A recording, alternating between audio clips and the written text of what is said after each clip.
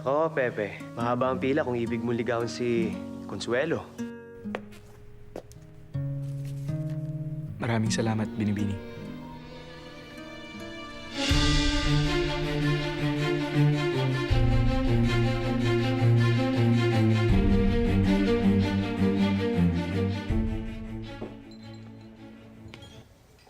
Eduardo. Kamusta? Hindi mo akalain kung sino nakita ko kahapon. Si Consuelo. Siya nga? Oo. Alam mo ba kung sino kasama?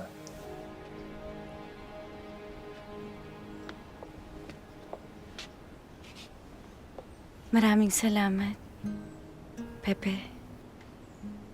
Walang anuman, Senyorita Consuelo. Labis mo ako napapasaya. Bukas ulit.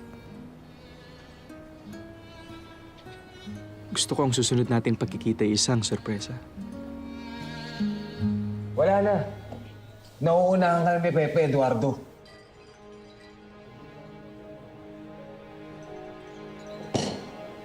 Grabe, alam mo ba?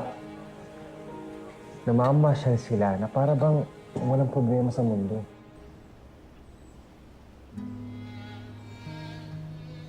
Paalam, magandang Binibini.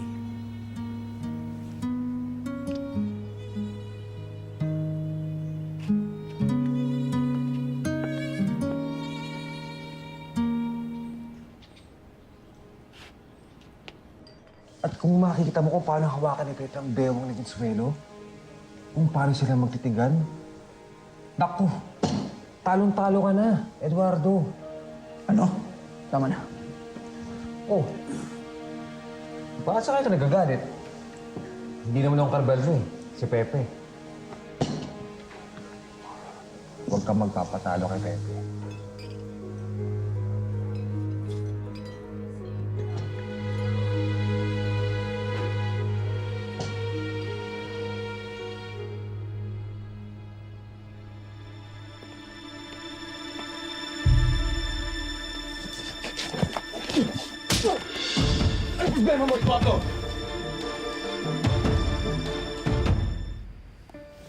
Maraming makikisig na lalaking nakaabang doon na gustong makilala ang maganda kong anak.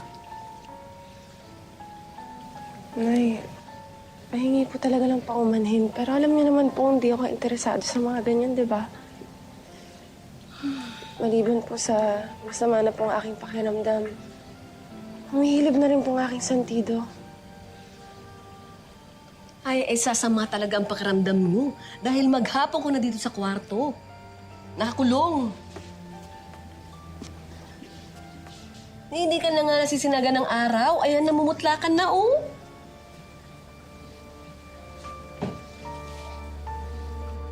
Ito, maganda to. Isuot mo to. Ay, ayoko. Alis ka yan. Magbihis ka. Halika, sige na. Tayo. Ano yun? Nay, huwag. Ano ibig sabihin nito? Ikaw ang problema ko. Nang aahas ka ng kasintahan ng iba. Kasintahan. Hindi naman sa'yo si Consuelo para agawin ko siya sa'yo. Marahil ay hindi pa. Pero malapit ko na sana siyang mapasagot. Kung hindi ka lang nang himasok, hayop ka! Ayoko ng gulo, Eduardo. Wala akong ginagawang masama.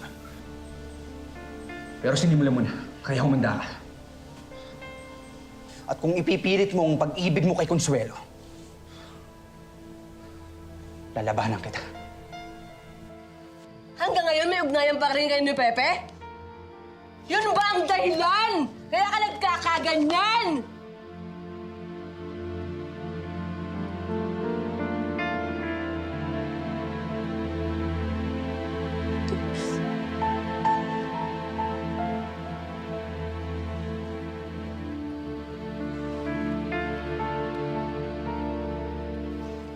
Tawarin mo ako, anak, sa galit ko.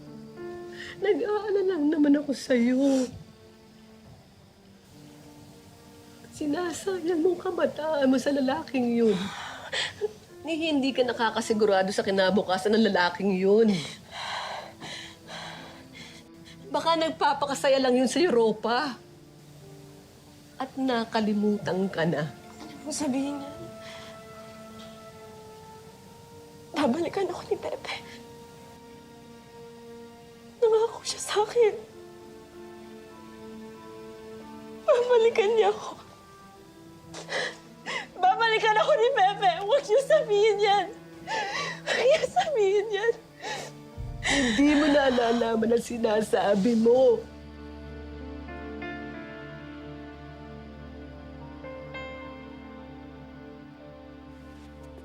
Pagbalik ko, bihis ka na. Habang nasa poder kita, hindi ko hahayaang malunod ka ng pantasya mo.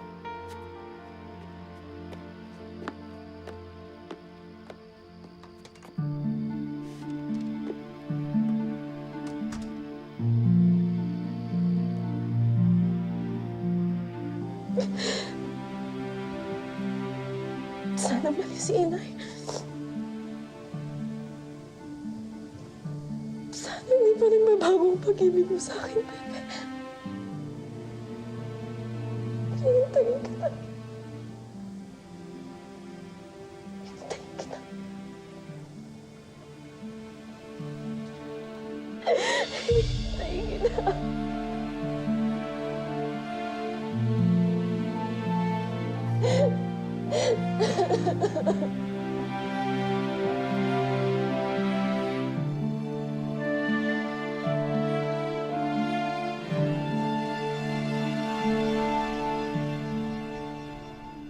Ano? Laban na! Hindi. Kung handa ka lumaban at masaktan para kay Consuelo, ikaw ang mas nararapat para sa pag-ibig niya. Isang malapit na kaibigan lamang ang turing ko sa kanya. At isa pa, may nagmamayari na ng aking puso. Huwag ka mag-alala. Hindi ko na kayo guguluhin pang muli. Lalayuan ko na si Consuelo.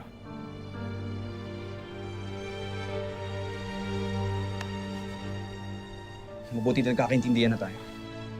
Pasensya't. Kailangan pa natin umabot sa ganito. Hindi ko lang manapigilan ang bukso ng aking damdamin. Walang kaso, amigo. Naiintindihan ko ang ganyang klaseng pagmamahal. Dahil ganyan din nadadarama ko sa tunay kong pag-ibig.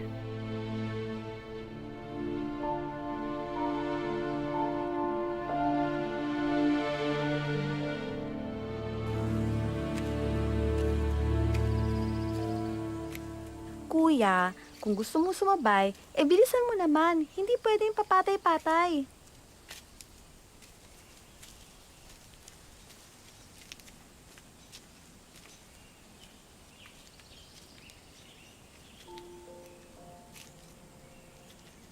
Uy, kahit anong bilis ng lakad, napapahinto pag pag-ibig na.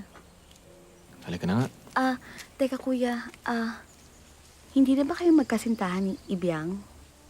Hindi ito ang tamang oras para magkaroon ng kasintahan.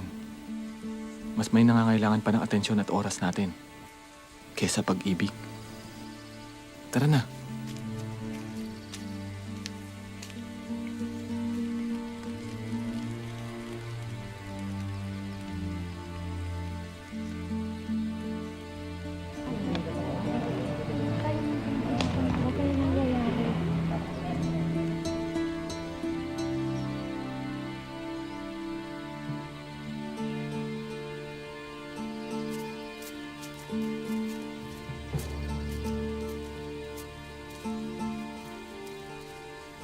Ginoong Mercado.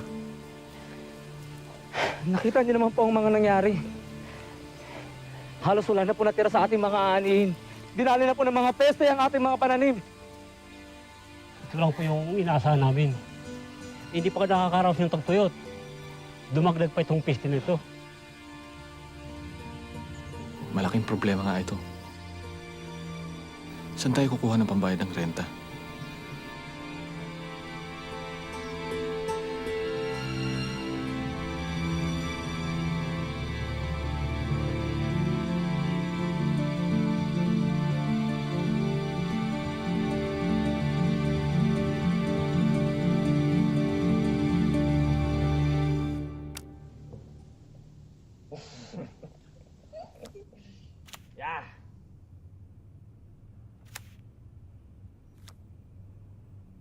Halo na. Galing.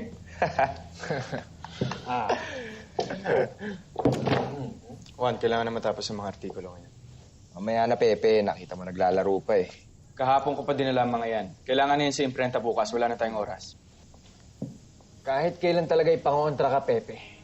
Bakit di ka muna magserbesa at nang lumamig yung ulo mo? Yan ang hirap sa inyo eh. Sa simula lang ang gana nyo sa trabaho, di kalaunin pabalik kayo sa pagpapakasarap. Ano ba naman yan? Sandali, ano bang masama doon, Pepe? Wala naman eh. Kung gusto mo maghirap, edi umuwi ka sa inyo. Pepe.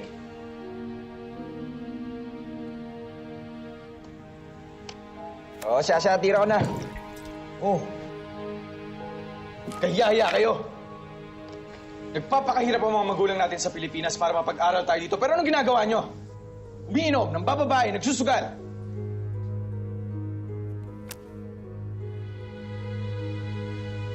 Nakalimutan nyo na ba pananagutan natin sa bayan?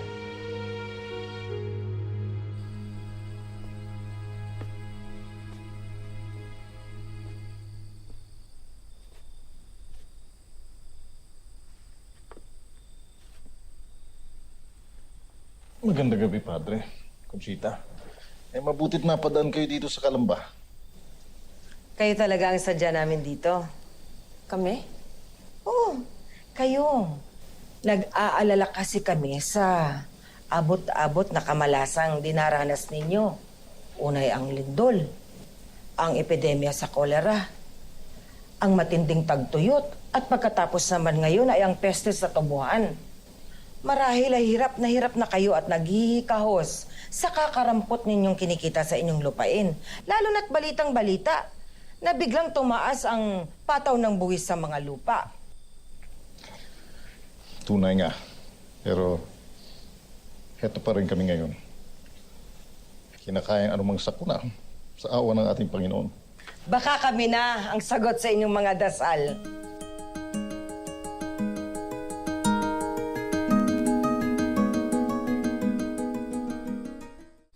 Bigla naman yata ito, Padre Amado.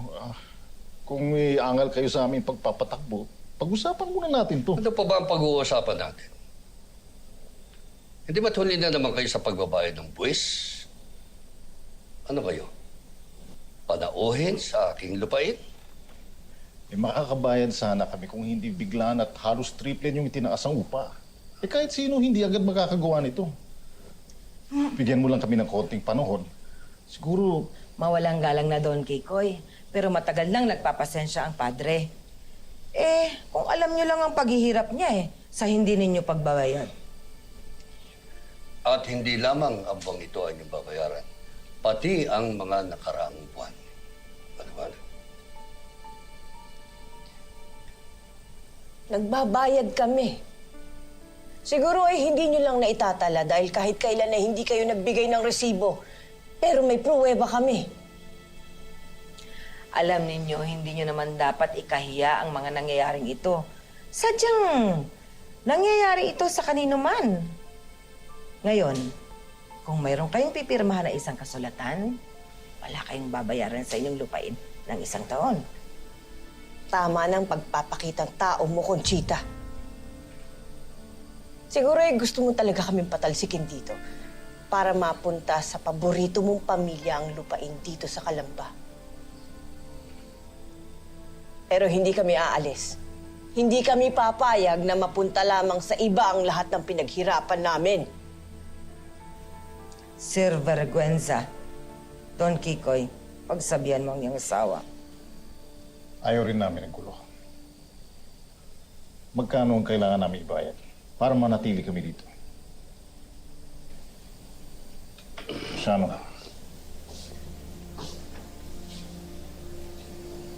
Ito na, Padre.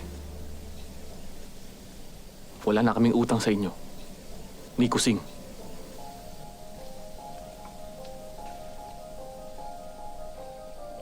Tingnan lang natin kung hanggang kailan kayo mananatili dyan. Tayo na, Padre.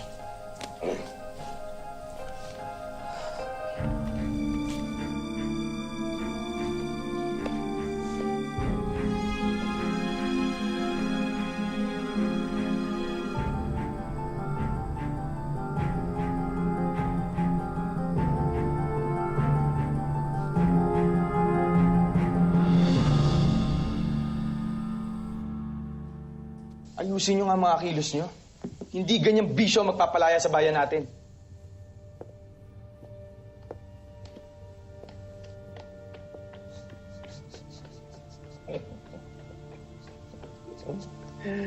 Tuloy. Sino na? Ako muna. Yan yun si Pepe. Ulitin na lang natin. Si Pepe, panira eh.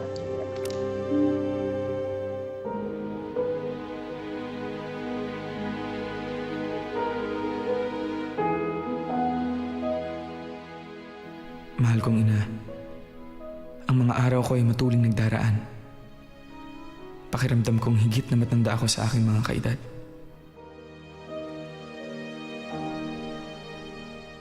Napaliligiran ako ng mga kabataang malayo na ang loob sa sitwasyon ng ating bayan. Nais ko silang gisingin, pero hindi sila nakikinig. Parang nag-iisa na lamang ako sa aking layunin. Siguro kailangan kong lumayo sandali. Magbakasyon. Mag-isip. Pero asahan yung hindi ko nakakalimutan ang mga pangako ko. Sa aking sinisinta.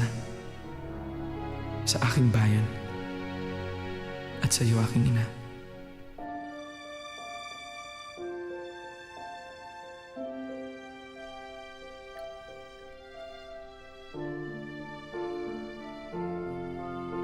Sa mga panahong nararamdaman mong nag-iisa ka, kumapit ka sa iyong pananampalataya.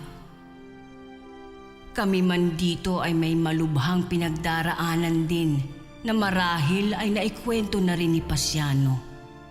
Pero hindi kami nawawalan ng pag-asa. Ipagdadasal kita, anak. Naway mahanap mo ang iyong boses at mapakinggan ng mga sarado ang isip.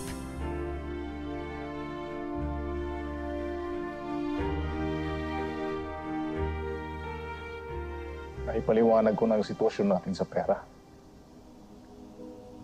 Kailangan natin magtulong-tulong ngayon. Ang mga gamit na hindi ganong importante, maaari nang ibenta.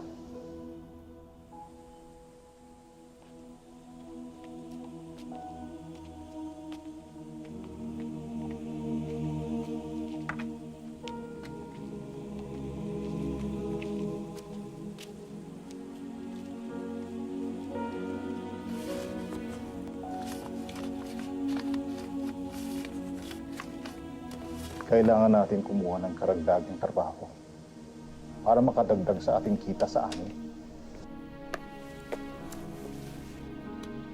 Salamat. Ito po yung paunang bayad. Maraming salamat.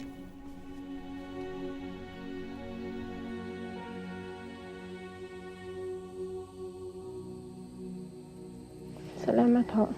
Konting pagtitiis. Konting paghihigpit ng sinturon. Makakayanin ng pamilya natin to.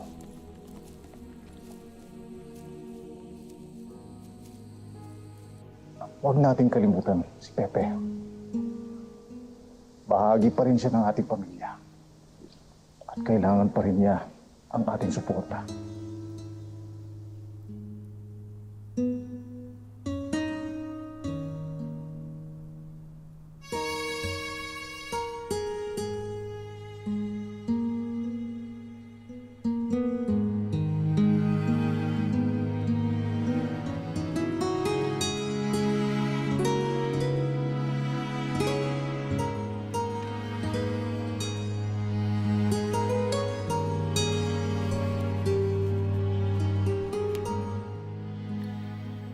Mahal kong mga magulang at kapatid.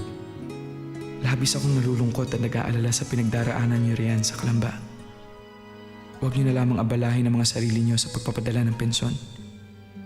Kakayanin kong mabuhay dito sa Europa. Tapos na ang aking pag-aaral.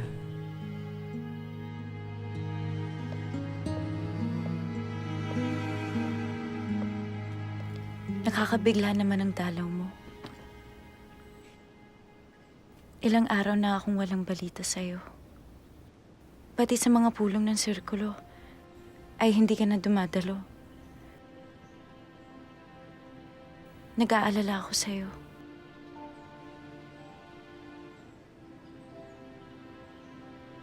Paumanhin, Consuelo. Naging abala lamang ako sa ibang mga makabuluhang bagay.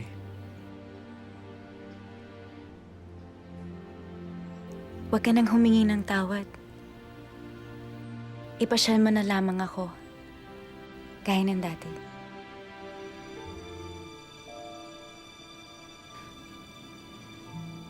Consuelo. Ipagpatawad mo pero kailangan na kitang layuan.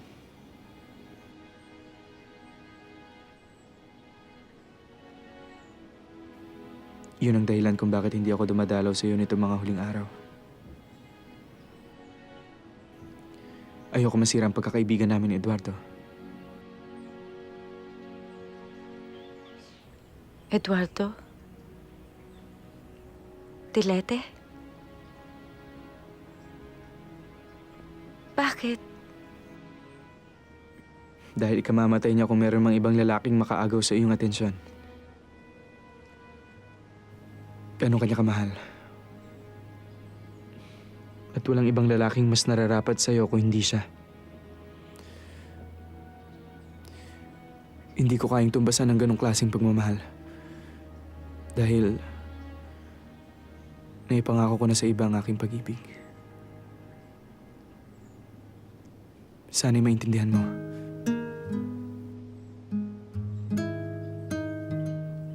Naiintindihan kita, Pepe. Sana ay tamang desisyon mo.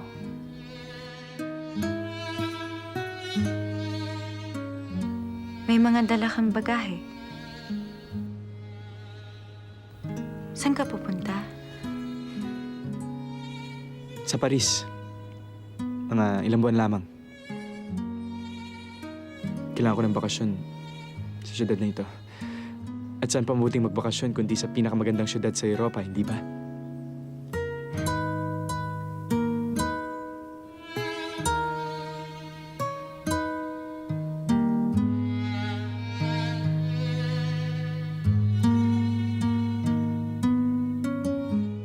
Paalam, Consuelo. Magiging sorpresa ba kaya ang muli nating pagkikita?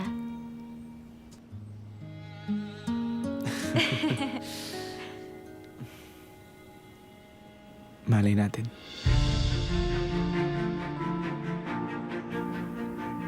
Paalam.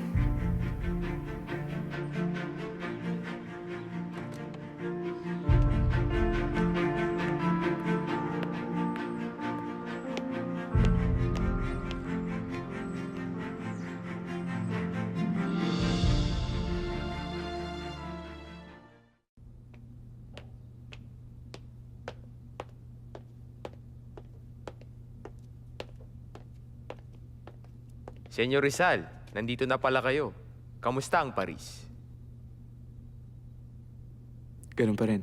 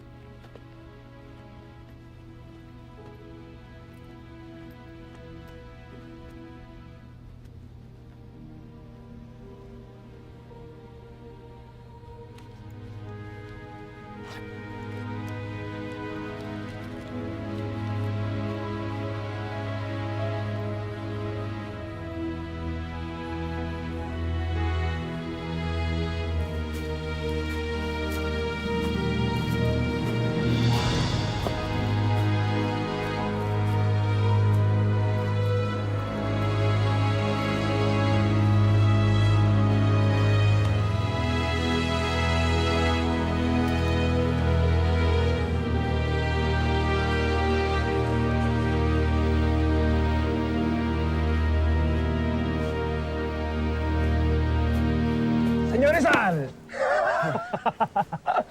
Senyor Paterno. Santisima mo ko nangangayayat ka, Pepe. Ano ba nangyayari sa'yo?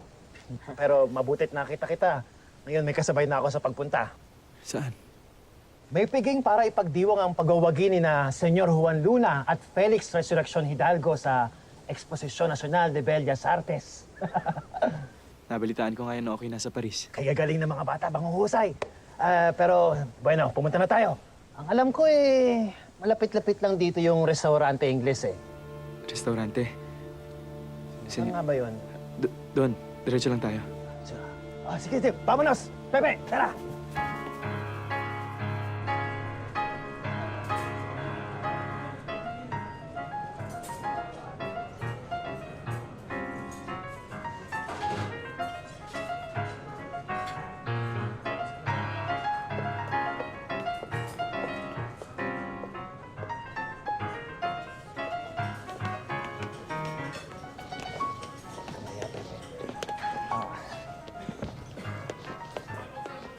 Pepe, kilala mo na ba si Senyor Juan Luna? Nakilala ko na itong si Pepe mula sa aking kapatid na si Anton. Kumusta, kumpadre? Binabati kita, senyor. Isa kang tunay na kampiyon sa larangan ng sining ng ating lahi. Sa tuwing nakikita ko ang spolyaryo, may labis akong kinikilabutan. Maraming salamat, kumpadre. Oh, mga kumpadre. Kumusta kayo?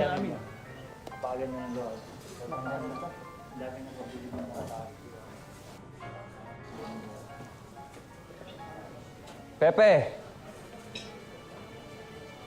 Muntik na kitang hindi makilala. Akala ko may isang pulubing napadpad dito. Yang baro mo, sulsihan mo naman. Butas! Pepe, doon tayo.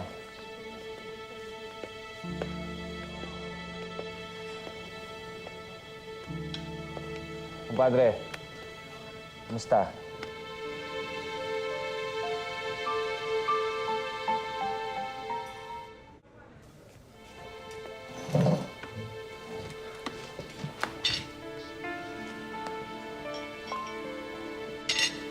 Sige, kain ka lang.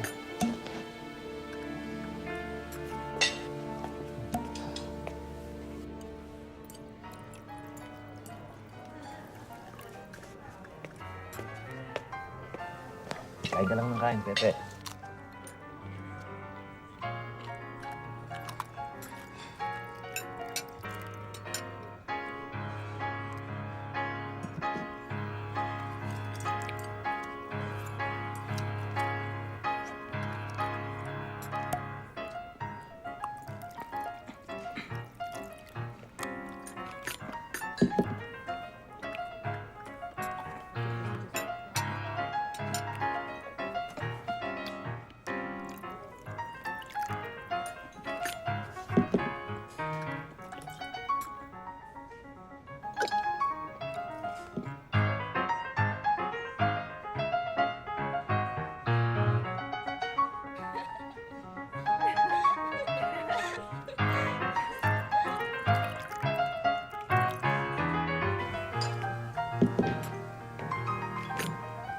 Ngayon naman ay tinatawagan namin si Senyor Pedro Paterno upang magbigay sa atin ng talumpati.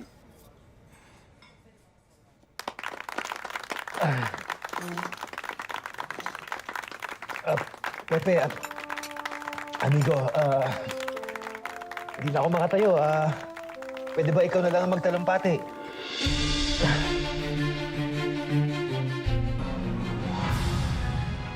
Bigyan mo pa ako ng diskwento. Kasama na dyan ang diskwento.